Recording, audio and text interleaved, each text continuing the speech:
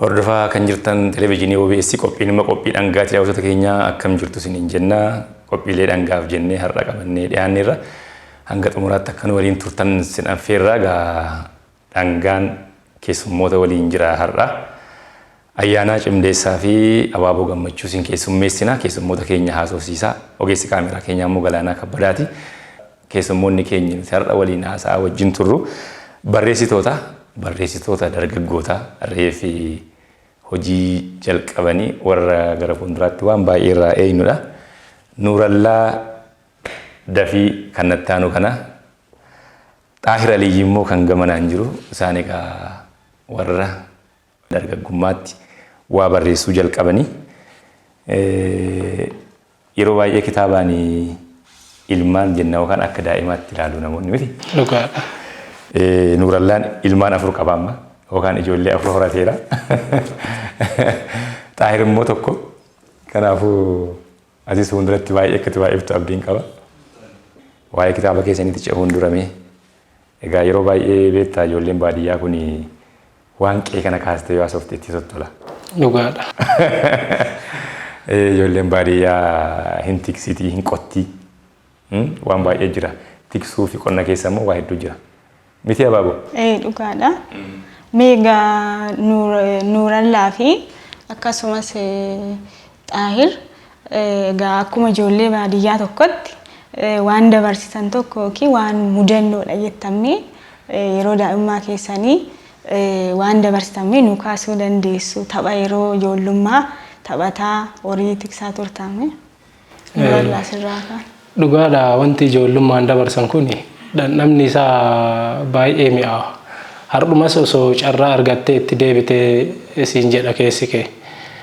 Ani mudannoo baay'ee qaba umurii ijoollummaatittu. Isa keessaa mudannoo takka qofa kan namni irraa barata jedhu tokko isinitti hima. Loon tiksina. Loon lafa bal'aa tokkotu jira. Lafichi suni mootummatu qota, lolee misooma qonnaa jedhama. Xiyyaaratu immoo afuufa. Isa kana keessatti loon tisaa harreen baay'ee jira. Harroonni ni jiru, loowwan kuuwwanis kan gaafaas ni jiru. Harroonni yoo harreen wadalli gara biraati iyye harreen dhaltuudha hin baddi fagomatti dheessitee baddi. Yeroo isii an ari'ee deebuutti isii dachaasutti horiin hin jiru, horiin badeera. Kana booda yeroo horii barbaade ani isii barbaaduu deemutti harriin dhabamteerti. Kana booda xumura waan godhu dhabee harriin dhabee jennaan galgalli naggayeeti horii qofa oofee galche. Oofee yoo galchuu rabbi isaa araaramu abbaan kan koo jechuu. Eessaa akka dhagaye moojii eboo qabateeti karan na dhufe. Eboo qabateetiin barbaaduuf moo? Lakki na waraanuuf. Horiin badeen beeku waan ta'eef tana dura eessaa akka inni dhagaye hin beeku ani. Karamatti natti dhufee kana booda na qabate. Na qabatee yeroo inni na qabatee na kuffisee jedhu obboleewwan shamarranii tokkiin dhufaniiti narraa qabanii. Deebi'eeti harroonnummaan tunniin gaafa biraallee waan akkasii san na deebiste. Sagalee harree wadalaa dhageenyaan harriin baay'ee quuftuudha. Fagootti fiiddee tarti. Gaafa kaanis na jalaa baddee jennaan horii qe'ee dhiyeessee qe'een gaheeti badee watara raasaa galabaa keessa bule. Bariisaa immootu obboleessa kiyya tokko wajjiin inni illee barbaacha harriinii ka'eeti isatu arge murarra gara sa'aatii 7 moo akkamiititti arge ani bifa kanaan gara qe'eetti deebi'ee jechuudha. Egaa yeroo seeksanii loon midhaan nyaachisanii reebamuun jira. Sun immoo madaalan qabu. Waan balleessitu qabda akkuma waan tolchitu baay'ee jiru ijoollee taate waan ati balleessitus jira. Maatiin kan kana godhanii fi ijoollee isaanii miidhuuf miti akka isaan irraa waa baraniif. Dhugaadha. Akkuma ofii nama gaarii ta'aniif borokkaa balleessaa isaanii kanatti hin deebinee fi akka isaan of eeggannoodhaan fi xiyyeeffannoodhaan waa hojjetaniif. Dhugaadha.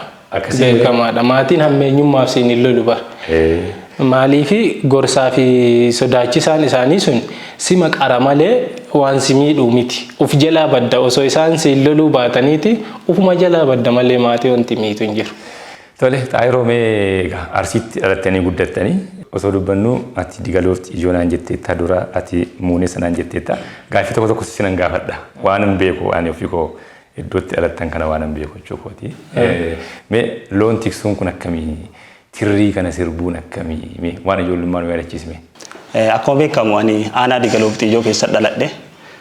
Aanaa Digaloo fi Xiijoo keessa gandamaan kulaa nageelle iddoo addaa Yaguugaa jedhamu jechuudha. Akka carraa ta'e ani shamarran keessatti dhaladhe. Shamarran baay'ee keessatti dhaladhe. Yeroo dhaladheetiin kana guddise shamarranii abbaan kiyya yeroo kana bulchaa gandaa ture. Bulchaa gandaa ture warii baay'een tissine xiqqeennatti jechuudha. Gaafa tokko warii tissuudhaaf lagoytu jira ta'ee mala jedhama lanni suni dhandhee mucaa abbeeraa kiyyaa wajjin dhandhee achi gabbuuneeti warii olii oofuu jaalata inni kun qotilee jechuudha. Kormi gaafi bonaa yeroon kuni korma kana olii oofneeti qotilee wal nyaatte. Wal kuffiftee qotiyoon tokko miidhame. Miidhamee jennaani haati fiigaa dhufte waa yeroo kamiyyuu dagachuu hin dandeenye jechuudha. Haati qotiyoo kanaa fiigaa dhufteetiin qotiyoo kana achii kaasanii qeeggalchan. Poolisii fidaa nuun jette. Isinii fide poolisii nuun jette. Nuti san dheefa gallee torban lamaaf ganamallee galgalallee waa nyaannee kaanaan duuba garachaanuu iddoo itti dhokatantu jira. Baardayyoo baay'ee keessaa. Baardayyoo keessa taa'aa turre. Torban lama oliif jechuudha. Gaaf kaanii warri keenya ijoolleen tun eessa dhattee dheenu sokoo eegale. Haati tiyya yeroo biraa deemee baay'ee na barbaadde waan ijoolleen dhiiraan jirree fi eessa dhaqanii jedhan nuti dhokannee oolla. Maal dheefa poolisii sodaadha. Amma gaaf kaanii haati keenya nu soxxee nu dhaban. Galgala yoo gallu ijoollee eessa ooltan horii tissaa oolle jennaan. Garuu nuti eessa oolle iddoo biraa dhokataa oolle. Faallaa iddoo duraan oollu. Gaaf kana guyyaa amma nu takattaluu eegalan. Nu barbaadu jechuudha. Guyyaa nu dhabanii jira waan ta'e yeroon. Gaaf dhufan baardafii keessan nu argan. Waan biraa waan eenyu se'aniiti maatiin mucaa abbeeraa kiyyaa kana gafuudhanii tuman. Ani achi iyye mucaa tuman ennaa waan natuman fakkaatee iyye. U'uu jedhee bakka lafa balleesse. Naana godhatee lafa balleesse bakka u'uu jedhee birbinyee gara guyyaan hin tumne mucaa tumanii. Gaaf kana fuudhanii nuun galanii ammallee nu qabsiifti jennee warra itti himne nu araarsaa jenneetiin jaarsummaa erganne jechuudha. Warra sanitti xiqqaa taanee. Egaa kun mudannoo ijoollummaati.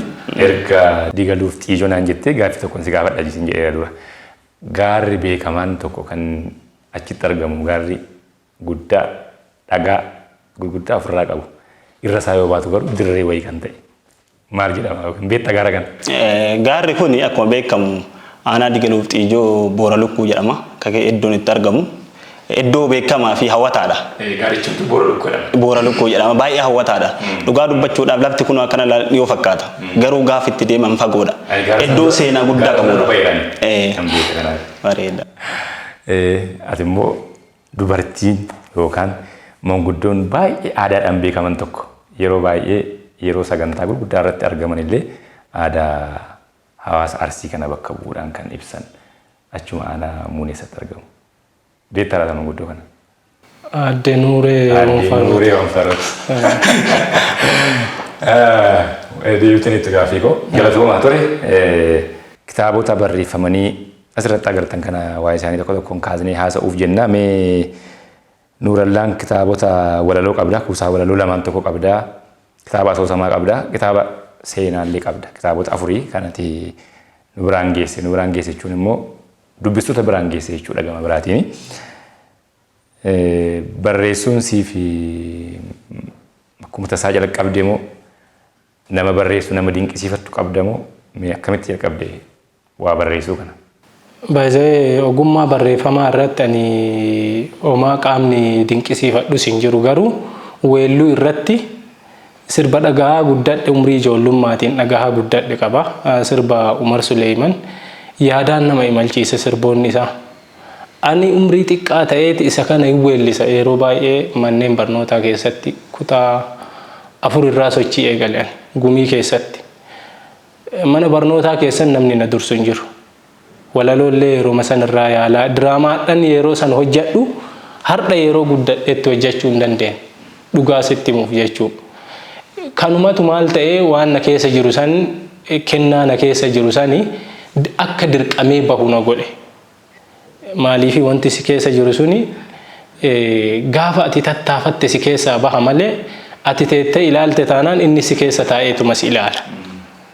Wantoonni kunniin maal godhanii waan keessa kee jiru sanitti cimsaa deemu sochiileen gumiilee garaagaraa akka ati onnattee gara fuulduraa deemtu si godhan. Even if yani kutaa 7-8 yoo baradhu mana barumsaa Garamboota Lolee irra baradhee gumii ofii kootii qindeessaa ture. Yeroo sanitti jechuudha. Inni yaadadhaa kutaa 8 yeroo baradhutti shaamizii takka taa Obaamaa ofirraa qabdu takkatu dhufe. Akka honnoo taatee dhufte.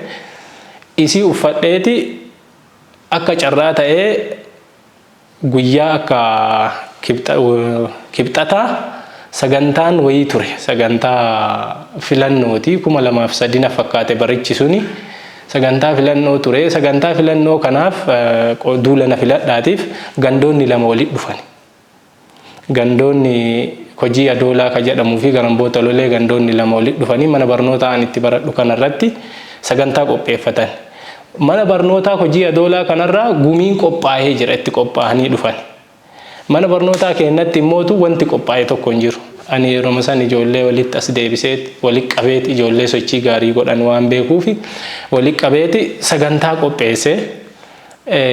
Sagantaa sanirratti yeroo san weelluu wayii qopheesse dhugaa dubbachuuf seenaa kanaa ta'e ani gaafa san hawaasni hundi hin boo'e. Maaliif tokkoffaa abbaan kan koo bara 1999 boqotee sochiilee garaagaraa mana barumsaa keessatti gama adda addaatiin fiigaas ture ani. Barnoota qofa osoo hin taane barnootaanis waan jedhu jechuun an hagana jedhanii himachuun gaarii miti. Haga Rabbi na beeksisee fi beekumsa Rabbi naa kenneen homaan jedhu. Fiigaas ture ani fiigichallee jechuudha. Sochiilee garaagaraa keessatti hirmaadha. Gaafa kana miirri sun waan na keessa jiruuf sagantaa san qopheesseet birriin anguure ajaa'iba. Tisheertiin an ofirraa qabu birriin guutee akkana baatee amma yoo hawwisoo xumuree gara kilaasii deebi'u barsiiftuun gumicha silaa qindeessuu qabdu aadaaf afaan irratti hojjechuu ta qabdu fiiddee dhufte amma birrii fuudhuuf. Kana booda hin kennuudheen. Gaafa kaanii guyyaa kamisaa guyyaa tokko jidduu oolee guyyaa kamisaa qormaata qaba qormaata dhiiseet uffata bitachuu magaalaa takka eegoo magaalaa jedhamu. Kana booda barsiistuun hawaasa barsiiftu takka ijoollee qorte. Ani uffata bitadhe kana uffadhe kilaasii seene dafee ofirra deebi'ee jechuudha. Guyyuma sana. Guyyuma sana uffata kiyya gurratti uffadheeti kilaasii seene.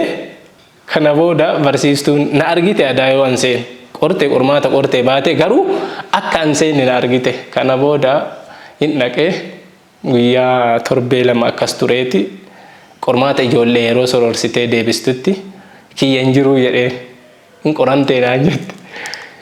Sodaataatuma eeyyan qorameeraa jedhee sinis ta'e.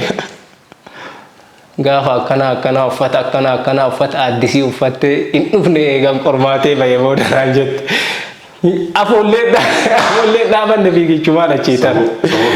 Hin qaana jechuun durumallee bakka eega afaanii na baate mormuu qaba waan jedhu saniif morme malee itti amanamummaan qabu. Kunniin maal ta'e keessa kiyyatti muudannoodhaan amma waltajjii irratti gaafa hawwisoo dhiyeessitu cufan mana barnootaa sagantaalee garaagaraa irratti hawaasni gammachuurraa fidee ija quba ijatti si kaaya. Akkasuma booyaa gaafa sirbee jira. Kan kunniin maal ta'e cimina keessa kiyyatti uumaa dhufee walaloodhaan yeroo barreessu hin kuusan. Sirboota yeroo sana sirbaa turte yaadachuu dandeessaa moo yeedaloo isaa waliin? Anamma tirriidhaan illee hin sirba naannawatti hin deema. Xiqqaa ta'ee garuu namoonni dargaggeessa gurguddaa isaanii kan hojjaan dhaqqabuu hin dandeenye kana luka isaanii kana qabadhe waliin hiita. Fakkeenyaaf sirbi ani yeroo baay'ee yeroo loowwan tissus sirbu sirba Umar Suleeman. Shaggee ijoollee teenna ijoollee suuraa shaggee ijoollee teenna ijoollee suuraa dubbiin ta'uudii dee akka gaafaa duraa dubbiin ta'uudii dee akka gaafaa duraa jedheeti sirbaa. Tole waa'ee kitaaba isaa asoosama kanatti dhumnaa asoosamni kun silgoo jedha. Silgoon jechi isaayyuu maalinni achumaan immoo gaaffiin ani itti dabalee si gaafadhu hawwiin qooddattuu jalqabaa yookiin immoo afaan Ingiliffaa kanaan egaa main kaaraakter jenna. Akkasuma obsinaan dabalatee jechuudha. Hawwiin dhalattee dubartoonni baga si hiikee yookaan baga nagaan deessee dhufanii haadha ishii gaafatanii gurra ciniinanii eebbisanii ba'anii jedha. Maal jechuudha mee gurra ciniinuu jechuun jalqaba silgoorraa ka'eeti. Maal jechuudha eebba akkamiiti waan kun? Amma dur akka aadaa Oromootitti hawaasa waliigalaa Arsii qofa keessa osoo hin ta'in wanti kun Oromoo waliigala keessa jira. Maal godhuu akaakayyoota warri daa'ima dhalatte tanaa ta'an akka hodhan warri ta'anis maal godhuu isaan umriin turanii miire umriin turanii manguddummaa san immoo haga akka daa'imni tun guddattee bakka guddaa geettuufiif maal jedhuu baga rabbi si hiikee daa'ima harma itti haa urgeessu ayyaa abbata jettu haa taatu jedhan. Isa kana jedhaniini nuti gurra si ciniinne rabbiin gurra si haa ciniinuu jedhaniin gurra ciniina jechuun sirriitti hin ciniinan itti akeekanii jechuu ilkaan kun immootu eebba guddaadha. Si jalaa waan ta'inii umrii malee si jalaan deeminii rabbiin akka nu si ciniinne kana nu umrii si turreeti isii arginee gurra si ciniinne rabbi gurra si haa ciniinuu jedhaniiti bifa saniin eebbisuu jechuudha. Waan kun edaa qabatamaadhumaan jira jechuudha. Ani sirumayyuu yeroo gurra ciniinanii jedhu jechama wayiiti hiika wayii waan biraa bakka bu'a jechi kun jedhee yaadaa ture. Ati immoo kan natti maa jirtu gochuma dhugaadha jechuudha. Gocha dhugaa hawaasa keessa jiru kitaabichuu kan irratti barraa'e kalaqa osoo hin ta'in jechoota Oromoo keessatti dagataman kan Oromoo ta'anii jechamoota. Jechaa miti jechamoota kaganaa hiika barbaadan sorgoo sookoo ka barbaadan jechootuma san fayyadameeti ooma hawaasa keessa jiru irratti barreessee jechuudha. Nuuraan laagaa gaaffiin immoo akka gaaffiitti sii kaasu keessaa tokko dhiirri daa'imni dhiiraa tokko yeroo dhalate qawwee dhukaasanii akkasuma immoo daa'imni durbaa yoo dhalattu immoo qalanii nyaachisuu jettee kitaaba kee keessatti katabdee jirta. Meegaa garaagarummaan ilmi dhiiraa yeroo dhalatuu fi ilmi daa'imni dubaraa yeroo dhalattu garaagarummaan kana gidduu jiru maali? Dhukaasuu fi qalanii nyaachisuun. Amma achi keessatti dhugaadha. Kuni aadaa. Waan heera gadaa fi seera gadaa keessa jiru miti. Kuni aadaa.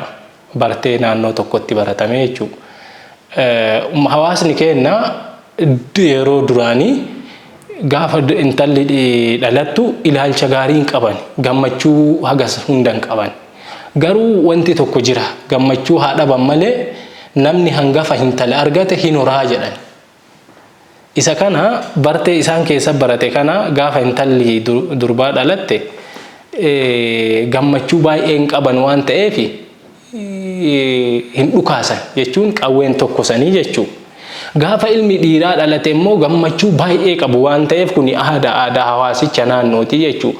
Ni dhukaasu. Kana jechuun hanga intalli durbaa dhalachuutti hin gammanne ilmi dhiiraa dhalachuutti gammadu jechuudha. Kun immoo aadaa hawaasichaati.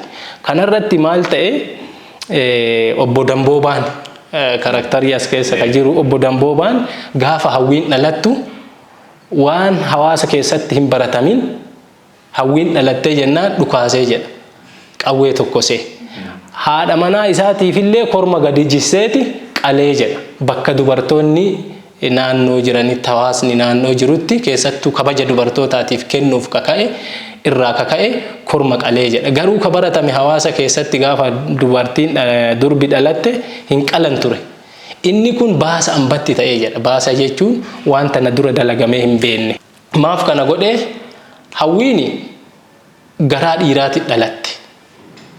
Carraa intalli durbaa baadiyaa keessatti argachuu hin dandeenye argatte jechuudha. Intala qananiiti. Intala qananiiti garaa dhiiraa keessa gaafa dhalattu kunuunsa addaatti sii godhamaa jechuudha. Ilaalchi duraan ture sunillee kan dhiiraa fi durbaa gidduu ture sun jijjiiramee jechuudha. Jijjiirameera jechuudha. Ambatti raajii ta'e gochi inni godhe kun dhukaasuun isaa kun waan qabuufi jedhaati namoonni naannoo haasa'aa turan garuu inni maal godhe ilaalcha hawaasicha naannoo jijjiiree jira namni qixuma ka jedhu qaba amma ergaa kana keessatti jechuudha. Dubartiin tokko yeroo deessu hangi isheen mana turtu jira. Ulmaa ciifti fayyadama akkuma naannootti gaa jecha biraatiin jedhamu malee. Dhugaa. Yeroo isheen deessee ciistu kana akka isheen jabaattee kaatuuf nama baay'eetu hirmaannaa godha. Ollaan firri fagoof dhihoo waan nyaatamu waan dhugamu qabateetu gumaacha dhufa. Hin gumaataaf. Akkasuma hin qalamaaf atu jetteetta. Dubartoonni baadiyyaa ammoo yeroo baay'ee gaa ko'eessota isiin jechuun koo yoo ijoollee dubaraa hangafa manaa hin qabaanne hin rakkatu. Mana keessa nama hojjetuuf dhabu, nama laga bu'ee bishaan fiduuf dhabu, nama gabaa dhaquuf dhabu. Akka ati kaasteetti haadha hawwiitiif akka isheen dugda jabeeffattee lafaa kaatuuf gumaachi ollaa gumaachi biraa firaa biraa namni. Gabaallee inni dhaquuf fakkeenyaaf dubartiin tokko yoo deessee ciifti ta'e dubartiin ollaa jirtu sababa guyyaa kana gabaa dhaqxuuf hin qabdullee yoo ta'e haadha ebeluutiif gabaan dhaqa har'a jedhanii gabaa dhaquuf kun aadaadhaan jira. Aadaan akkasii kun mee amma maal taajjabda jechuun ijoollummaa kee yoon jedhu baay'ee duubatti lakkaa'uun barbaachisaa miti tarii waggaa 25 yookiin tarii akkas duubatti lakkaa'uudha baay'ee miti jechuu kooti dhihoodha. Waan yeroo sana tureef amma jirutti miti taajjabda ammas uummata kana keessa jirta waan ta'eef. Baay'ee amma umriitu nu daa'ima malee mammaaksa tokkotu jira. Ijji xiinxaltee ilaalte dhagaa cabsitii jedhu. Kana jechuun sirriitti hubatee qaamni ilaale tokko waan san maal akka ta'e hiika itti kennuu danda'a odoo qaamni biraa hiika itti hin kennini. Wanti hawaasicha keessa jiru gama amma dubartii deette kunuunsuutiin dhugumatti jechuun kana jedhee sitti himuu hin danda'u. Duraan jechuun umrii ijoollummaa dhaqqabe san keessatti hin argaa guddadhe waan ta'eef ilma baadiyyaatti guddate hin argaa guddadhe waan ta'eef akkamitti akkasii ibsus hin beeku. Yoo kana siin jedhu kabajni isiif malu tokkoffaa sirna gadaa keessatti heera gadaa keessatti dubartiin wayyooma lammataa maal dabalatte deetteeti qanafaa dabalatte. Qanafaallee wayyu deettuun adda qanafaa wayyu. Wayyooma isii kanaan isii ulfeessaniiti akka isin jajjabaattee kaatuuf keessattuu dubartoonni ollaa bishaanis ni waraabuuf maddas ni waraabuuf gabayaas isii dursaniin gabayatan baaburumas taanaan isii dursaniiti daasisanii fi kaaniiti ka ofii itti aanfatu. Namni hundi gamtaan irratti hirmaata waa'ee isii irratti jechuun isiin akka dugda jabeeffattee kaatuuf. Kana qofa osoo hin ta'in mirga isii kabachiisuu irratti. Fakkeenyaaf dubartiin takka deettee ilma intala durbaa yoo deette qanafaa ka ofirraa hiittu ji'a 5tti. Haga ji'a 5 qanafaan kun irra tura. Qanafaan kun osoo irra jiru abbaan warraa hin dhaana yoo ta'e iyyannoo gara dubartootaa galfatti isiin. Eessa dhattee karruma isii fuuldura balbala ulaa manaa gadi baateet achuma afoo dhaabattee iyyannoo galfatti. Iyyannoo galfattu akka amma iyyan kanan iyyitu hin elelfatti. Eega isiin elelfattee akka deettuu taate hin beekanii dubartoonni naannoo jiran siinqee qabatanii itti yaa'u. Iyyannoo isii kanaaf jechuudha. Mirga isii kabachiisuu keessattis gahee olaanaa qabu. Tokko gaafa ilma dhiiraallee deette ji'a 6 fidhatti qanafaa kana. Ji'a 6 asitti abbaan warraa hin dhaana taanaan adabbii isaaf malu akka argatuuf isiin kabaja akka horattuuf gamtaan irratti hirmaatu. Duraan jechuudha. Amma mootu baay'ee namoonni keenya qarooman jedhaniiti daandii hin taane tokko deemaa jiru. Gaafa haati takka deettee dhagahan yookaan dhaqaniitumaan harka fuudhanii baga rabbi si hiike jedhaniini malee akka dursan akka nuti beeknu sanitti wal wajjiin dhaabatanii wal wajjiin kufanii haga isiin dugda jabeeffattu kunuunsuu irratti baay'ee jijjiirama guddaa fideera. Kun immootu uf wallaaluudha. Uf arguu dhabuudha dhaloonni. Maal jedhanii mammaasa waan achi fagoo jiru kana arguuf lafa argan tajii arganii jedhan. Uf hin argine dhaloonni. Faaya isaa kaleessaa san warqii isaa kaleessaa sun wanti harkaa qabu sun miidhagee itti mul'anne. garaagarummaan jiru umrii xiqqoo jiraanne kanatti yeroo baay'ee manguddootatti dhiyaadha waan ta'eef qorannoo garaagaraa irraa funaanuudhaaf ijoollummarraayyuu ani manguddoota wajjin taphadhaa maal jedha waa hedduu keessi kiyya umrii kanattis argee jira. Kanaaf immootu waan ofiititti deebitee waan keetiin buluu caalaa wanti si ulfeessus si kabachiisus hin jiru. Hayyee galatoomii mee waa'ee kitaaba kee kana xumurree gara kitaaba Xaahiriitti dabarre gaariidha jedhee yaada. Kan biraa seenaa hawwii kana yoo barreessitu asoosama kana keessatti hawwii intala qan'afaa jetta. Qan'afaa walii walitti siqa. Qan'afaan waan biraati, qan'afni waan biraati jedhee yaada. Dhugaadha. Qan'afa jechuun maal jechuudha? Garaagaraa qan'afaa fi qan'afni garaagaraa. Qan'afa jechuun bareeda nama xuriin irra hin buune jechuudha. Yeroo baay'ee amma afaan ammaa kanaan warra kwaalitii ofii eeggatanii deeman jechuudha. Warra xuriin irra miidhaga qaban irratti nama xuriin irra hin buune jechuudha. Baay'ee miidhagduudha. Akkasuma baay'ee warraa takka waan taateef hawwiin garaa dhiiraatti dhalatte waan ta'eef baay'ee kunuunsanii intala miidhagduu miidhaga isii irratti immootu xuriin irra hin buutu. Intala xuriin irra hin buune. Qan'afaa jechuun immoo isa dubartiin tokko deessee hanga ji'a 5 yookiin ji'a 6 akkuma jetteetti saalaan daangessitee taatu kun barteedha osoo jennu naannoo keessan qofatti miti. Iddoo tokko tokkotti immoo yoo ilmi dhiiraa dhalate yeroo 5 ililchu yoo intalli dubaraa dhalatte immoo yeroo 3 ililchu. Jechuun wal caalu wayii. Bakka kanatti illee injifatoodha. Dhiirri injifatoodha jechuudha. Akkuma ammatti jette immoo dubartiin tokko deessee aadaadhaan yoo dhiira deesse hanga ji'a 6tti qan'afaa hidhatti yoo dubara ta'e immoo hanga ji'a 5tti waan jedhu sisnaa kaasteetta. Egaa ilaalchi kun akka yaadutti miidhaadhaaf natti hin fakkaatu. Garuu waan godhaniif isaanuma beeka abbootii duriitu godhe kana fi haadholii duriitti. Yoo abbootiin kana murteessan haadholiinis fudhataniiru amananii waan ta'eef isaanumatu beekamiti waan kana godhaniif. Amma garuu ilaalchi akkasiiyyuu baay'ee hin jiru. Aadaadhumti isaayyuu immoo iddoo iddootti irraanfatamaa jira. Ilaalchi dubaraaf dhiiraafis kennamu wal qixa amma jedhee yaada. Gara sanatti deemamaas jira miti addunyaanis gara sanatti deemamaa jirti. Globalizationin gara tokkotti nu oofaa jira waan ta'eef. Baay'ee waan si kaasu qabaachuu irratti. Heera gadaa caalaa diimokiraasiin dhugaallee hin jiru. Walqixxummaan dhugaallee heera gadaatiin ala hin jiru. Sababa sin jedheef qaba. Heera gadaa keessatti dubartiin waa maraan hangafa.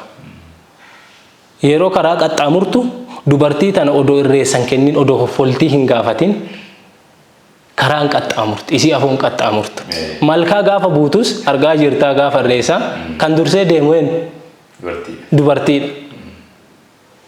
Maali wanti yeroo baay'ee namoota keenyatti mul'atu warqii tuuluun harka jiru osoo hin ta'in xurii warqicha irra jiru santu nutti mul'ata. Dubbichi akkas ta'eeti malee gadaan sirni gadaa heerri gadaa madaalan qabu. Bu'uura diimokiraasiiti yoo jenneeyyuu hin ibsu.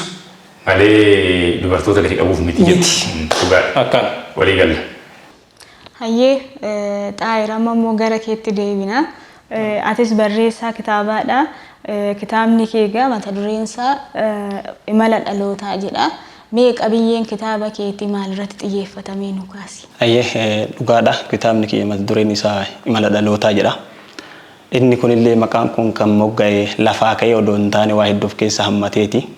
Haala jirullee ilaalee haala kalee darbellee ilaalee adeemsa dhaloota kanaatii fi adeemsa dhaloonni kalee keessa imalee as ga'e fi dhaloonni fuuldura dhufu maal ta'a jedheeti waa irratti xiyyeeffaturra dhaloota kanaaf waa gumaacha jedheeti. Maaliif imalli kalee abbootiin keenya keessa imalanii dhufanii dhaloota kanaaf riqichatee as ga'ee jira. Dhaloonni kalee darbee seenaa gaarii hojjetee dhaloota kanaan ga'ee jira. Kanaaf immoo imalli dhaloota kaleetiif imalli dhaloota har'aa walgituu baatullee dhaloonni kalee darbee fi dhaloonni har'aa wal arganii jiran. Maa irratti hojiin isaanii seenaa isaan dalagan dhaloonni haa beekullee haa ollaa'ullee harka qabatee jira. Kanaaf immoo seenaa kana kakalee darbeef kan dhaallee wal qunnamsiifnee dhaloota borootiif kaa'uudhaaf mata duree kana keessatti imala dhalootaa jedheetiin kaa'e. Dhaloonni har'aa riqicha dhaloota kalee darbeetii fi dhaloota fuuldura dhufuuti. Dhaloonni kun nuti keessa jirru jechuudha. Kanaaf qabiyyeen kitaaba kanaa qabiyyee ijaa of keessa hammata jechuudha kitaabichi imala dhalootaa jedhu. Kitaabni kun seenaallee hammata xiinsammuullee of keessaa qaba. Kitaabni kun mata dureen isaa inni jalqabaa baafanni jalqabaa addunyaa jedha. Addunyaan kun maal akka taate addunyaan tuni nuuf Oromoon addunyaa mataa keenya qabna beektaa.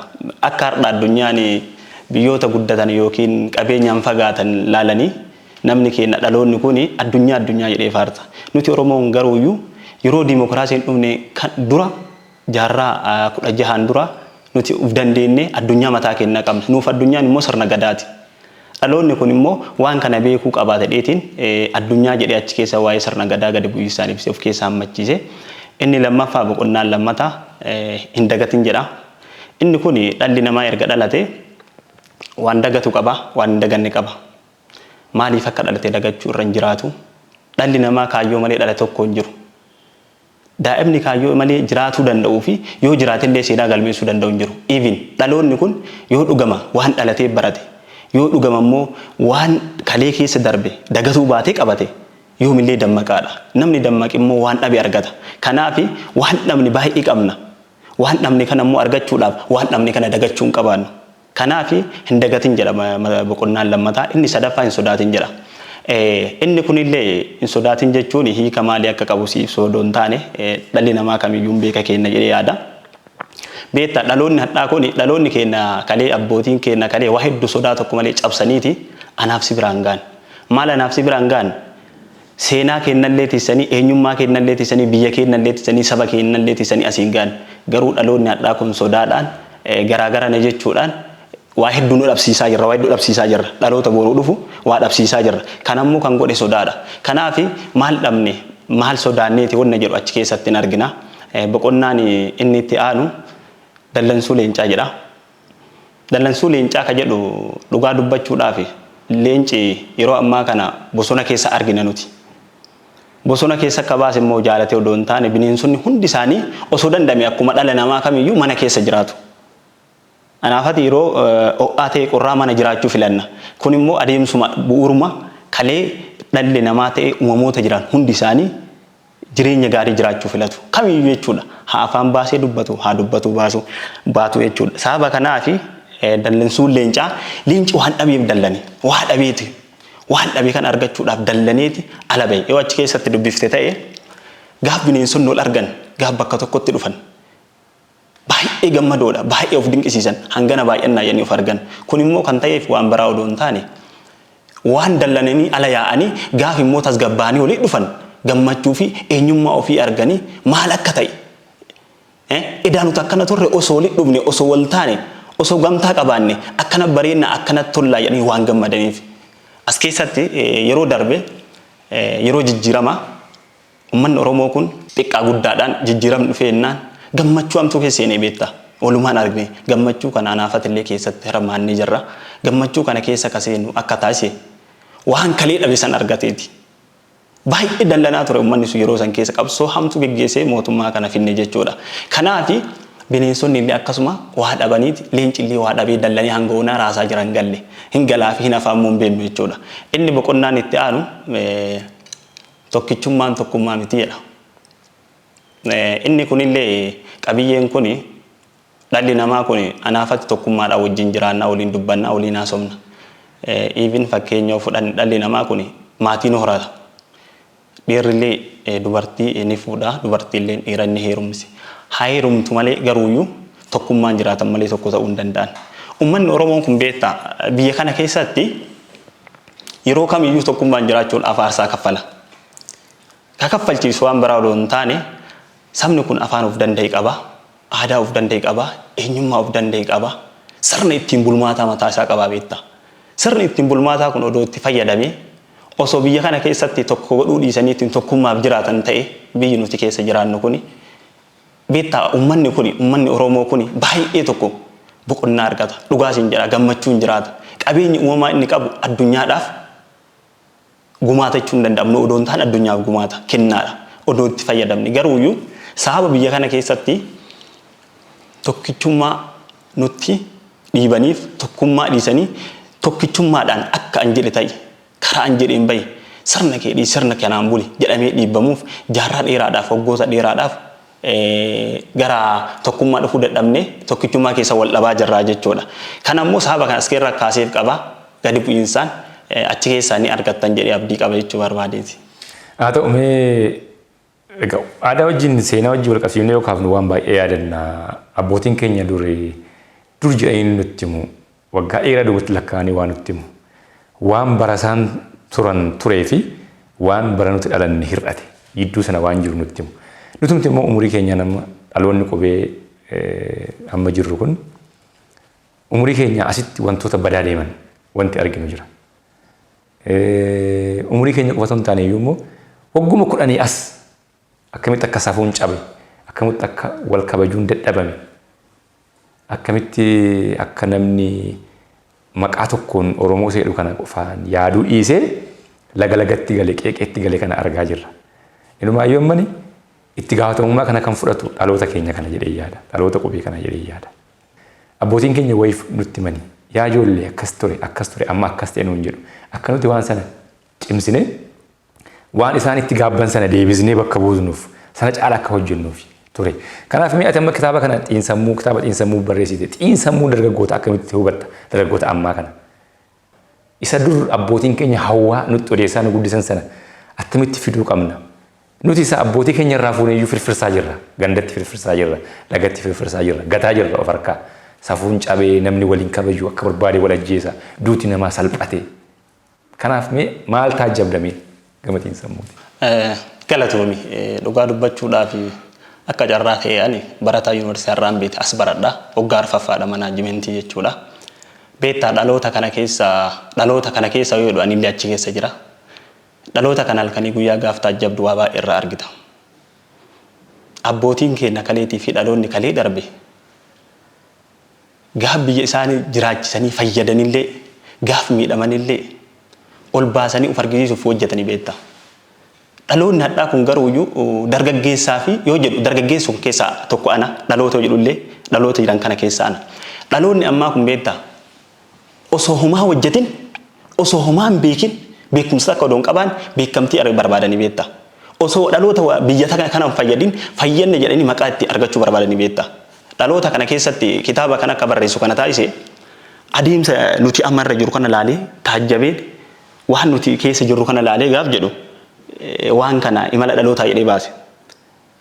Maaliif dhaloonni kallattii itti deemu qaba waan deemuuf qaba bakka ga'u qaba ka'umsallee xumurallee qaba. Bakka amma jiru kana irratti illee maaliif deeme jedhee beeka. Dhaloonni garuu dhaloonni yoo jedhu dhaloota kana keessa anillee hin jira jedhee akkuma dura kaasee uf dagateera. Waa'ee ofii dhiisee waa'ee namaa odeessaa oola. Har'a fakkeenya yoo sii fudhe uummanni Walloo yeroo kana rakkoo keessa jiran. Har'a garuu waa'ee dhumaatii Walloo dhiiseeti waa'ee laayikii sheerii dhageettii horachuu kanarratti xiyyeeffatee hojjetaa beekta waan si gaddisiisu waan qalbii namaa cabsu. Ani barataa ta'eeti kitaabilee kanneen baay'ee dubbisa. Waa'ee kitaaba xiinsammuu ta'e kitaabilee seenaallee hin dubbisa. Kalee seenaa darban keessa kan argine beektaa.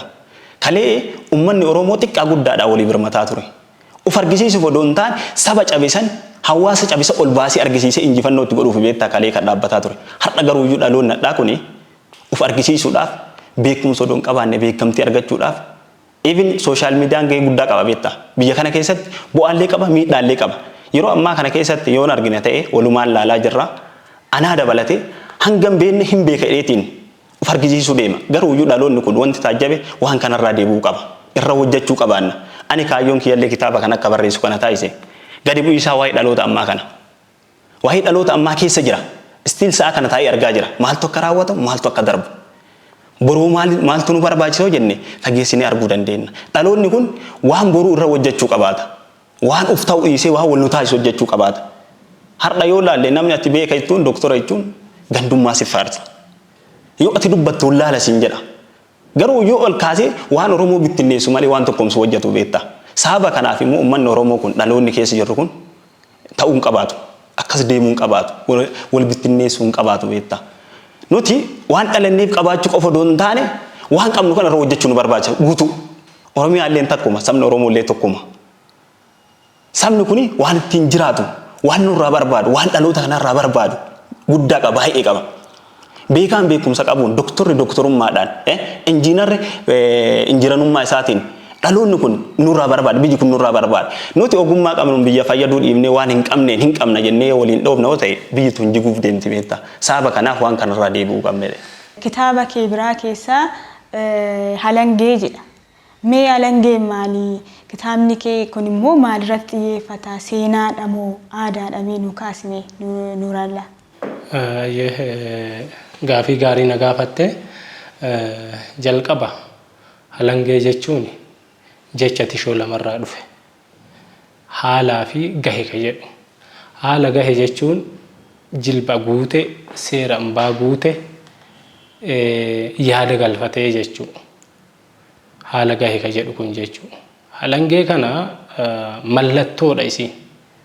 Mallattoo angooti akkuma maali, akkuma bokkuu, akkuma siinqee. Mallattoo angooti. Isiin kuni heera gadaa keessatti, sirna gadaa keessatti halangeen bakkeen isiin dhabamtee fi wanti isiin keessaa dhabamte hin jiru. Yoo kana siin jedhu gaafa jila gadaa gaafa baalli wal harkaa fuudhan halangeen alatti seerri raawwatamu hin jiru. Gaafa wal dhabdee namoota illee furtu halangeen alatti wanti raawwatamu hin jiru. Gaafa gumaallee fixxu halangeen alatti wanti raawwatamu hin jiru. Halangeen sirna gadaa keessatti waan hedduuf keessaa qabdi. Isiin kun immootu akka sirna gadaatitti yookiin akka heera gadaatitti maalirraa qophooftii? Tokkoffaa halangeen gogaa roophii irraa qophoofti. Oromoon halangee gogaa roophii irraa qopheessuuf sababa qaba ka filate. Roophiin waan bahar galaati. Bahar jechuun galaana guddaa keessa, galaana gonne keessa jiraataa jechuudha. Waan tooteellee, harteellee, waraabdeellee fixuu hin dandeettu jechuudha bahar. Seericha Oromoottu sirni gadaa heera sagalaan qabaa sagalan jalaa seerri inni to'atu kun hin dhumu. Gadaan bishaan yaa'uu jedhan amma yoo hiika kennan. Gadaa xumurarraa hiikaan gadaa kun bal'aa ta'uu isaarraa maal jedhanii? Gadaa jechuun waa maraa jedhan. Siigalee bal'aa ta'uu isaarraa jechuudha. Kanaafi akkuma baharri yookiin galaanni garboonni gugurdaan toohamee hin dhumne bishaan isaa sun seerri Oromoo illee waraabamee hin dhumu. Kanaaf halangee akka gogaa roophii irraa qophooftuuf roophiin waan bishaan galaati. Bishaan jechuun bahara galaana guddaa seerichi Oromoo illee sanii wal qabate hin gogu. Akkuma galaanonni hin gonne san seerri Oromoo illee hin gogu. Anis seera Oromoo kanarraa dhugee biraa deema. Abbaan kiyyallee dhugee, akaakoon kiyyallee dhugee qacceen Oromoo marti irrumaa hambuuqataa deema. Hagaadhaatitti hin gonne jechuudha. Galatoom kitaaba kee kana halangee waan dubbisu ati kitaaba seenaa jetteetta garuu qabiyyee isa gaballalu baay'eessa aadaa of keessaa qaba jedheetanii amana. Waa'ee sirna gadaan kaasaa, waa'ee ulfoowwaniin kaasaa waan baay'ee qaba kitaabni kuni. Kitaabni kun sirni gadaa yookaan gadaan heera uumaan uumamaaf kaayee jedha barreeffamni kee. Maal jechuudha heera uumaan uumamaaf kaayee jechuun sirna gadaa waaqatu uume akka jechuuti moo maal jechuudha? Akkamitti dubbifatan namni kana? Amma gadaan sirna jedhanii miti. Gadaan heera. Heera malee sirna illee miti. Sirna jechuun raawwii waan sanii jechuudha. Fakkeenyaaf amma baalli ani jilba guutee qumbii afaan si kaayee baalli dabarsee sii kenna yoo ta'e sirna kun raawwii isaati waan ta'eef. Gadaan hoo heera. Heera uumaan uumamaaf kaayee gadaan. Yoo kana siin jedhu heera gadaa kana irraa hirdhisuulleen itti dabaluulleen hin danda'amu. Waan uumamaa hin jiru. Kana jechuun namni uumne uumama jechuudha. Of uume jechuudha. Waan uumamaa irra laaleeti seerri kun kataa'e waan uumamaa fakkeenya si haa kaasu. Heera hariiroo si haa kaasu. Heera hariiroo gaafa si kaasu heera hariiroo keessatti seerota inni baafate. Tokkoffaa seera waliin jireenya namaaf qilleensaa, seera waliin jireenya namaaf bishaanii, seera waliin jireenya namaaf bineensaa, seera waliin jireenya namaaf mukaa, seera waliin jireenya namaaf biqiloota. Ila hagana fagaatee seera waliin jireenya namaaf qilleensaa kaayee jira. Gadaan heera sagal qaba. Heerri saglan kun ka uumaati. Ka dhalli namaa heerri hariiroo kun nuuf fooyya'uu qaba. Heera kana keessatti dubartiin dhiira fuudhuu qabdi jedhee ka ofii tumatu miti. Uumaan waliin bu'a waan ta'eef. Eenyuuf kaa'ee inni kun uumaan kuni Oromoon waasa gurraacha garaa garbaa tokkicha maqaa dhibbaa leemmuu rooba taliilaa ka jedhu namni maqaa garaagaraatiin waama. Inni garuu ulfeeffachuu fi kabajeeffachuu irraa kaka'e isa ulfeeffachuu irraa kaka'e waan daangaa isaa waan uumaan isaa hayyameen alatti hin tarkaanfatu. Heerota siin jedhe kana keessatti heera hariiroo keessatti kana sii kaasee miiree heera fannoo waan jedhamu jira. Heerota fannoo kana dhalli namaa ittiin fayyadamu achuma taa'a. Eenyutu akka fedhe godha uumaa. Fakkeenyaaf heera maraattuu. Heera maraattuu namni fedha ofiitiin maraatudha. Lakki anamma isaa kana maraachuu qaba jedhee namni maraatu jira. Hin jiru. Uumatu akka fedhe godha waan ta'eef. Heera daa'imaati. Atiin guddaan kun lakki amma daa'ima ta'uu qaba jetteet daa'ima gaddeebi'uu hin dandeettu. Gocha daa'imni godhuu hin dandeettu. Heeronni isaa kun gadaan heera uumaan immoo uumamaaf kaa'ee akka wal wajjin jiraataniif. Fakkeenyaaf namaaf bineensa. Loowwan kee tikaaf halkan ooftee bineensi si harka dammasee nyaate taanaan bineensarraa gumaan qabdu. Halkan ka isaati waan ta'eef. Gadaan kaa'eera kanallee. Sii galee. Egaa amma asirratti wanta jechuu barbaade maal akka ta'e beektaa? Gadaan heera uumaan uumamaaf kaa'e gaafa jedhamu tarii gadaa seenaa irratti kan beeknuu fi kan yeroo guyyaa guyyaan dhageenyu kan Oromoon kalaqedha.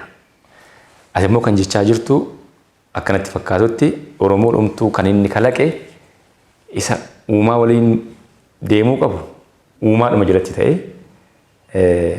akka wayyooma uumaa hin dabsinetti wayyuudha dhama miti wayyuudha lafti wayyuudha kabajamaa jechuudha kana jechuudha wayyuudha jechuun kabajamaa jechuudha ni kabajama qulqulluudha jechuudha namni hunduu kabajuu qaba jechuudha. Kanaafuu seeronni sirna gadaa keessa jiran yookaan seeronni gadaa keessa jiran seerri uumamaas jira. Seera uumamaa jechuun seera uumamni namniyyuu uumama miti. Seera ofiisaa namni uummate. Namni kun immoo gaafa seera kana uummatu isa waaqaaf ta'u akka waaqaaf ta'utti, isa namaaf ta'u akka namaaf ta'utti, isa qilleensaaf ta'u, isa bineensaaf ta'u, isa aduuf ta'u, isa urjiif ta'u akka ta'utti tume. Jechuudha malee kallattiidhumaan gadaa kana gadaan uumamadha uumameetii isa jedhu miti jechuu barbaadeen. Akkasumatti fakkaata. Heerri gadaa heerri seeraa fi heerri garagara. Maal jedhaa heerri dhugaa barbaadaa jedha. Seerri immoo ragaa barbaadaa jedha. Kanaafi heerri uumamaa kun ka uumaan uumamaaf kaa'e malee kan namni ofii kan itti irraa hirdifannaa kan itti dabalannee dhuumiti. Kan namni baasuu danda'u kaminni heerota uumaan isaanii kaa'e san irra dhaabbatee seera ofii baafata. Akka itti buluu akka itti jiraatu odaa jala taa'ee dhaddachatti tumatee odaa jala deebi'ee lallabee akka isaa tolutti seera baafatee ittiin tuma. Garuu heerota san jijjiiruu hin danda'u. Uumaa qofatu waan san godha malee jijjiiruu hin danda'u. Hagana qaroome uummata hagana qaroome uummata waan horqii hagana of harkaa qabu. Fakkeenyaaf hoyyooma as keessatti hin kaasaa waan dhihoyyuu lafti hoyyuu. Even if gadi dhufee hagam deema korma loonii arreedaa fardaa irra darbee farda irra darbee kormi loonii hoyyuu jedha. Yoo kormi loonii moonaa hin jirre horiin ol horuu danda'a? Hin danda'u. Uummata hagana qaroome waa hunda beeku. Marga ulfeeffata. Marguma kana yoo irra deemu laallataa irra deema. Seera gadaa keessa jira. Heera uumaan uumamaaf kaa'e san keessatti seeraan lallabataniira. Seerota san akka fedhetti itti dabalee irraa hirdifachuu danda'a. Heera uumaan kaa'e san immoo jijjiiruu hin danda'a. Egaa akkuma kitaaba kee kana dubbisetti lakkoofsa 5 fi uummata Oromoo bal'inaan kaasa waan ta'eef mee walitti dhufeenya lakkoofsa 5 kanaa fi uummata Oromoo nu kaasine. Hariiroo Oromoo fi lakkoofsa 5 jedha achi keessatti. Tokkoffaa Oromoo fi lakkoofsi 5 hariiroo akkam qabu. Fakkeenyaaf gadaan 5 marsaaleen gadaa 5. waggaa 8 olirraa fuudhu marsaaleen gadaa 5. Inni biraa dhiyaanni Oromoo 5 siin jedha. Akka har'a Oromoon midhaanii nyaata miti kaleessa akkas hin turre. Oromoon midhaan dhadhaan nyaata, midhaan foonii nyaata malee midhaanii nyaata. Fakkeenyaaf paastaa mafiddeeti biddeenaan nyaata yookiin daabboo nyaata miti kalee akkas hin turre Oromoon. Aannanii nyaata, dhadhaan nyaata, foonii nyaata, midhaanii nyaatu. Kana 5 kaaya. Kaleessa kana qaba Oromoon. Kana tumatee seeraan lafa kaa'ee jira. Inni biraa uumama 5. Waaqa aduu addeessa jedheeti lafa sii kaa'ee uumama 5 kanallee yayyabe lafa kaa'ee jira. Achi keessattis ammallee qubbiin harkaa 5 maqaa moggaasee fi kanneen hundaayyuu maal inni namni isaa moggaaseetii miti. Akka afaan saayinsii har'aatiin maal jedhama qaamolee miiraa 5 jedhanii miti kaleessa qaba. Inni biraa siinqeen tokko qofaan beeka dhaloonni siinqeen. Siinqeen takkatti maga'ee hojii isiitiin bakka 5 qoodamti. 5 sanniin illee lafa kaa'ee jira. Halangeenis tokkatti maqaatti ga'ee hojii isiitiin immoo mallattoo ofirraa qabduu fi ga'ee hojii isiitiin illee bakka 5 qoodamti. Kanaaf hariiroo Oromoo fi lakkoofsi 5 waliin qaban hedduudha. Odaalleen 5 achi jalatti kaa'ee jira. Isin jechuudha. Haa ta'u mee waa'ee halangee gaafa kaafnu gaa halangeen kun iddoo garaatti maqaa biraa waamamuu danda'a, lichoodhaan waamamuu danda'a, halangee jedhu maqaa biraas qabaachuu danda'a. Halangee diriirsanii deemuu fi halangee ol dachaasanii deemuun garaagarummaa akkamii qaba? Yoo halangee diriirsan nagaan jiraachuu agarsiisa. Yoo halangee ol dachaasan immoo rakkoo wayii jiraachuu agarsiisa waan jedhu qaba. Kitaabichi odeeffannoo kana duris inuma hin qabaani. Inni kun akkami? Kun amma kan inni uumame wal hubannaarraa namni wal dubbisa jechuudha. Fakkeenyaaf manguddoon tokko yoo halangee dachaasee deeme akka rakkoo wayii jiru hubata jechuudha. Yoo halangeen immoo diriiree deeme nagaadha jechuudha. Inni kun hubannaan kun amma jira dhaloota bira. Dhaloonni akkatti hubatamu. Kitaabuma kana namni guddaan tokko namni garmalee jaalannu nutis uummanni Oromoos jaalatu gaazexeessaa Useen Badhaasoo ni yaadatta. Sirna eebbaa kitaaba kanaa irratti kabajaa fi ulfinni isaa kennamee ture nama kanaaf jechuudha. Kitaaba kana barbaadee galee inni gaazexeessaa umriin isaa nama guddaa iddoolee garaagaraa deemee hojii kana keessa ture, qorannoo adda addaa keessa ture. Gaafa kitaaba kana argu irra deddeebiin na waameeti Finfinneetti baay'ee dinqisiifate. Hin jira manguddummaan waan kana harkaa qabu, sirna kana harkaa qabu fakkeenyaaf halangeen ga'ee hojii isiitiin bakka 5 qoodamti siin jedhe halangee jilaattu jira, tajaajila gadaa ittiin gaggeessantu jira, tacidha fuudhaa fi heerumaa ittiin gaggeessantu jira, tagaafa wal dhabdee yookiin seera ambaallee baasan ta qorannoo ittiin godhantu jira, qorri mataaf miilaa ta qorannoo ittiin godhantu jira, halangee murtichaattu jira, halangee qaalluu yookiin ayyaantuutu jira. Iddoo tokko tokkotti awaa jedhaniini, iddoo tokko tokko qaalluu jedhaniini ka ayyaantuu halangee ayyaantuun qabatutu jira. Fakkeenyaaf ta murtichaa qorti qabachuu hin danda'u. Mallattoon isaan irra achirra jirus garagara. Namni qortuu ta'uu danda'u waan haasaa danda'eef osoo hin ta'in, waan dubbii danda'eef osoo hin ta'in hawaasa keessaa dorgomee bahee ciminnata isaa saniin dandeettii maal irratti qaba namni kun ka jedhamu hawaasni isaaf kenna malee maal isaa eegee ayyaantummaa eegee gaafa ayyaantuu ta'e yookiin gaafa qaalluu ta'e qacceen isaa horteen irraa as daraare hiddii irraa as late ayyaantuu yoo ta'e namni kun qorataa yakkaa yookiin qorataa wantoota adda addaan ta'u kaleessuma jira heera gadaa keessa. Fakkeenyaaf amma saayinsii ammaatiin abbaan halangaatiif poolisni wal ta'anii qorannoo yakkaa gaggeessan. Kaleessaa heera gadaa keessatti maaltu jira? Qora mataaf miilaatu jira. Kanama miidheef dhaabatuu fi kanama miidhameef dhaabatu. Qorannoo gaggeessanii jechuudha. Yakki kun akkamitti raawwate? Maaliif raawwate? Yeroo isaan qorannoo gaggeessan kana eenyutu jira? Halangeen 5 ta'anii dhageeffatu.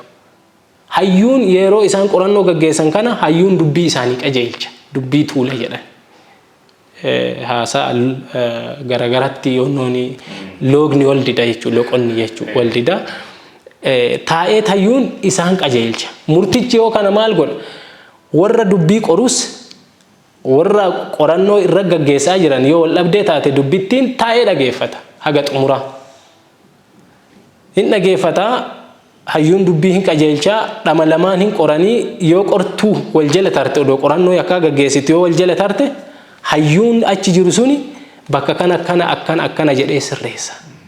Kana booda yoo namni sun qorannoo gaggeeffamaa jiru kanaaf akka saayinsii ammaatitti oliyyannoo jedhamaa mire akka gadaatitti qorannoo gaggeeffamaa jiru kana irratti namni tokko mufii qaba yoo ta'e yookiin komii qaba yoo ta'e oliyyannoo dhiyeeffata. Odoo murtiif hin gahin dubbiin oliyyannoon inni dhiyeeffatu jaarsa itti horadhaa jedhaan jaarsa itti horadhaa jechuun garaana nyaattee nama dabaladhaa jedhaan hin kennaniif akka jaarsa itti horatuuf. Kana booda maal ta'a ammallee murtichi hin ta'a xumurarraa kunniin hundi eega raawwatee booda eenyu kennanii dubbii goolabbii dubbii murticha kennan namni murtii kennuu danda'u immoo waan haasaa danda'eef waan dubbii danda'eefi miti waan muramte jedhee murtii kennuu danda'eefi miti seerri Oromoo eessa bule jedhee beekuu danda'uu qaba bakka seerri Oromoo bule beekuu danda'uu qaba yoo kana hin beekne haasaa waan beekeef murticha ta'uu hin danda'u kana booda hoo eega murtichi yakka saniin wal madaalee waan kaleessa Oromoon tumate yakkicha saniin madaalee wanti inni haarawaa murteessu hin jiru kalee taa'ee jira homa kaleessa taa'e san murtii itti kenna yakkicha san eega argee booda murtii itti kenna isa kana ka inni murtii itti kenne hoo qaalluun yookiin ayyaantuun maal goodi goodaa keetti goodaa jechuun daangaa jechuudha gadaa keessatti illee yeroo baalli wal harkaa fuudhan daangaa baalli wal harkaa fuudhiinsaa akka heera kana fudhatetti ummata ittiin tajaajilee akka dabarsee kennuuf qaalluun goodaa kaaniif daangaa jechuudha wanta inni raawwachuu qabu wanta inni raawwan daangaa kaa'uuf gaafa wal dhabdee illee qaalluun maal kaaya daangaa kaa'a halangeen qaalluutuni baay'ee ulfoo fi kabajamtu daangaa isiin keette sanirra deebi'ee namni walitti hin deebi'u isa dhumuraatii jechuudha. Kanaaf gahee hojii isiitiin amma isiillee bakka shanii qoodamtee akkana uummata tajaajilti. Kana dhaloonni hubannoo qabaa yoo jette halangema maal akka taateeyyuu si ibsuu hin danda'u. Gaafa kitaaba kana maxxansu abbaan mana maxxansaa biratti maxxanse taharreen tumanii naan jedhe ta dubartii fa'aan haleelanii naan jedhe miti. Halangeen taseera ambaa ittiin gaggeessan malee horiin hin dhaan dubartiin illee tuman seera ambaa qofa ittiin gaggeessan. Galatooma egaa kitaabolee keessanii ofuma keenya asitti haasofnee kan finneen sodaadhee inni kaan bitee dubbisuu qaba namni carraa argateeni tarii miidhuma irratti akka dhaamsaattis waan jettu yoo qabaattan gara xaahiritti dhufa xaahirmee gara fuulduraatti kitaaba barreessuudha moo kaayyoon kee si ga'e isin kitaabni maal jetta waan gabaabanuu kaasiiti gara xumuraatti deemna. Kitaaba barreessuu kaayyoo qabdaa naan jette anaaf kaayyoo doon taane jireenya dhimma jiruuf jireenyaati maaliif dhalli namaa kun erga jiraate aadaa fi duudhaa ofiitiin jiraata beektaa namni aadaa fi duudhaa ofiitiin hin jiraanne jireenya hin jedhamu dirqama aadaa fi duudhaa kiyya bifa eegeen bifa qindaa'aa ta'ee fi bifa hayyummaadhaan barraa'een barreessuudhaaf yeroo kamiyyuu qophaa'aadha barreessaa jirallee kitaaba qabadhee dhufuudhaaf qophii godhee jira kuni dirqama walumaa galatti anaaf jechuudha maaliif saba kiyya ana qaba anis saba kiyya qaba duudhaan saba kanaallee aadaan saba kanaallee ana qaba anillee aadaa duudhaa kana qaba dirqama eegee bifa dhaloonni duubaa dhufurraa barachuu danda'uun bifa immoo bootaa jallati qajeelchuu danda'uun qindeessee barreessee saba kanaaf dhiyeessuuf itti jira inni biraa dhaamsi ani barbaadu dhaamsa gabaabduu dhaamuun barbaada eenyuu fi nama du'een dhaaman nama jiruu dhaamanii ka du'e akkuma ceen jedhe hobbaafatee jira deemee jira akkaanillee akka malee illee dhaloonni nuti keessa jirru kuni wantoota hedduun gara fuulduraa deemne nuuf fakkaata malee duuba jirra. Walii birmachuu irra duuba jirra. Waa barachuu irra duuba jirra. Dubbisuu irra duuba jirra. namni beektaa namna gama maqaan ga'u namni yeroo baay'ee maqaan keenya gurguddaadha obsaa jedhanii mucaa baasanii garuu mucaan obsaan qabu olaanaa jedhanii mucaan garuu gadaanaadha bakka oolu hin filatu waan hojjetu hin filatu waan dubbatu hin filatu kanaaf dhaloonni kun hanga maqaa keenyaa ga'uu qabaanna wanta hojjennu keessatti of laalaa wanta dubbannu keessatti nama ina cinaa jiru ta'a saba kana madaala an eessa jira bakki dubbadhu kanarratti dhiibbaa qaba bu'aa qaba hawaasa kanan tajaajilamoo hin miidha waan hojjedhu keessattuu hawaasa kee hin tajaajille hawaasa kee eenyu tajaajila ummatan keessa ba'ee eenyu tajaajila yoo aadaa kiyya sirna kiyya ani akka guddatutti akka dagaagutti eenni dhaloota kamtu dagaagsa kamtu dhaloota dhufuun gaa jedheetiin waan ta'uu qabu waan beeku barsiisuun waan hin beekne barachuudhaan waan jirummoo tiksuudhaan wardiyaa dhugaasin jedha nuti bar dargaggoonni kun wardiyaa biyya kanaatiif saba kanaati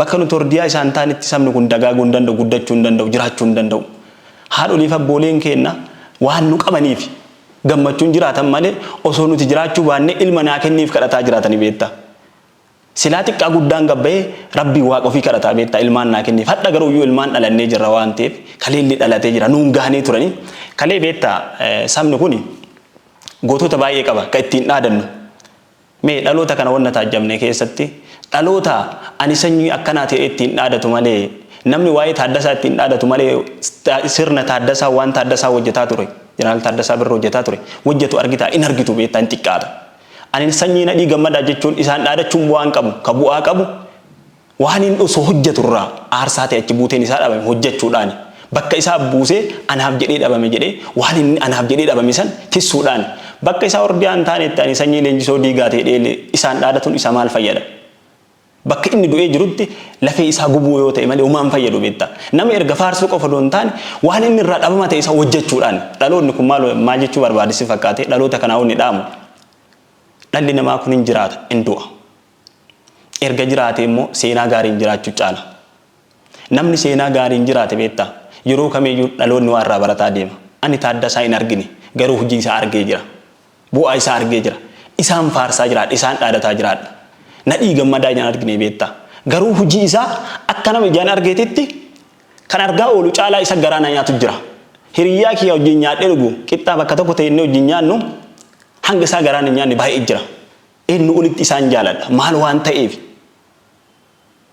waan inni eenyummaa ofiitiif jedhee dhaloota kanaaf jedhee biyya kanaaf jedhee aarsaan gana hin jenne kaffaleef kanaaf dhaloonni waan gaarii saba kanaaf biyya kanaaf duudhaa isaa walii fayyadamuu dhiibnee wal fayyaduu irratti of ta'uu dhiibnee dhuunfaadhaan saba kanaa ta'uudhaan yeroo hawaasni kun yeroo uummanni birmannaan dura barbaadu isaa birmachuudhaan waan hojjechuu qabnu hojjechuudhaan yeroo kana beektaa dhaloonni kun dubbisa irraa fagaatee jira yeroo ammaa namoonni digirii 4-5 qaban baay'eedha mana isaa gaaf seente kitaaba takka laman argitu dhugaa isin jedha maaltu na muudatis fakkaate akka carraa ta'e kitaabilee hedduu mana kiyya jira kitaabilee kana ana doon taane abbaa kiyya dubbisuu baay'ata osoo hojii hawaasa hojjetu akkasi kitaaba dubbisaa beektaa kitaaba kana yeroo san irraa dubbisuu jaaladha mana kiyya dhufeetti kitaabilee ilaaleetti rabbi jedhi kitaabni gurgurtamu maal goota manaan jedhe giraana galeen barataa inni akka san nama digirii qabu hin gurgurtaanaan jedhe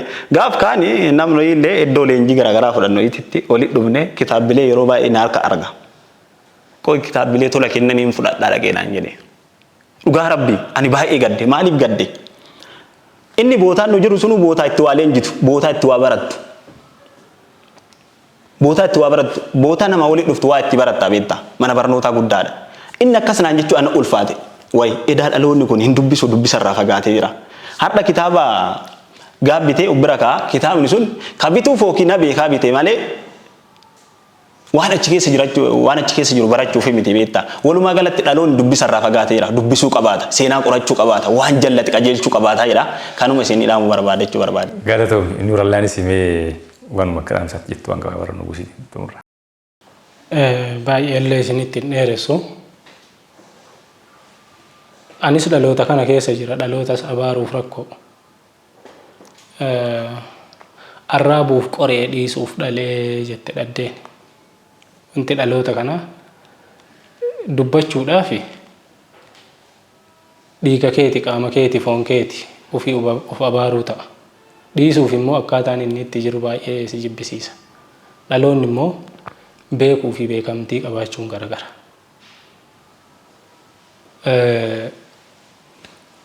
Baarmelii isa jedhamu isa amma sibiilaa ka bishaan itti guutan kana isa duwwaa fi isa bishaan qabu yoo wal bira gadhiiste kamtu caalaayya? Isa duwwaa santu yaami. Dhaloonni amma akkas ta'eera sooshaal miidiyaa irratti. Ofii beekamtii walii kenne beekumsa immoo hin qabu. Dhuga walitti himuuf jechuun homa gatii hin qabaatu irra qabuuf maal jechuun beekuu fi beekamuun immoo garagara. Sooshaal miidiyaan keessattuu waan uummata kana ittiin jaamsuu fi kalaqanii gadi dhiisan natti fakkaate. Saalaa bahee namni hundi wayyoomaa bahee waliin ulfeeffatu waliin kabaju wanti achirratti adeemu nama ta'uu kee jibbita. Kanaaf dhaloonni deebi'ee ofaa laalu. Aadaan, afaan, seenaan kun dhiigaaf lafeen nu bira gahe. Akka har'a itti jirru dhaloota abaarsaa taana. Of ilaalaa dhaloonni. Gatiitu itti kafalamee nu bira gahe waan ta'eef gatii itti kafallee kunuunsinee dhalootaaf dabarsuu qabna. Addunyaa kanarra ka jiru anaaf si. Yoo aniifati waan kana fuunee dhalootatti hin geessin qaamni biraa ka itti eenyu hin jiru. Isa biraa sii dabala. Gabrummaa iddaan buqqifnaa dadhabnu ilmaan itti guddifna jedhe Waaqoo. Jedhanii nu himaniimi. Nu immoo maal jedhaa jirra dhalootaan jedhan Waaqoo jedhaa jirra. Kufiinsa guddaa. Dhaloota dadhabe. Waan Waaqoo jedhe san yookiin hojjechuu waan taaddeen jedhe san hojjechuu malee jedhe ka jedhu kana walii dabarsuu hin qabu. Dhaloota akkasiis ta'uu hin qabu. Nuti amma akka nama tokkootitti dirqama keenya bahu. Achi booda eega dirqama kee baatee namatti quba qabda. Quba tokko gaafa namatti qabde afur sitti naannaha waan ta'eef homaa ibsuuf natti ulfaate. Garuu ufaa ilaallu kana jechuu barbaada. Galatoomaa qophii keenya dhangaatiin keessummoonni nuti qabannee dhiyaanne har'a Nuurallaa Dafii fi Xaahir Aliyyiiti. Barreessitoota dargaggoota ganaa kitaabota baay'ee isinirraa eeyina. Kitaabota qofa miti hojiileen aartii hedduu jira. Isas hojjettanii yeroo biroo akkas walitti deebinee haasofnee abdii qaba. Kanuma isin geggeessina ulfaadhaa. Anii fi Abaaboo deebinee dhufnaa qophiin yeroo bunaa itti fufa. Sirbas immoo sin affeerraa qophii dhangaati waan ta'eef sanaa booda deebineetu wal agarra. Turtii gaarii isiniin jenna.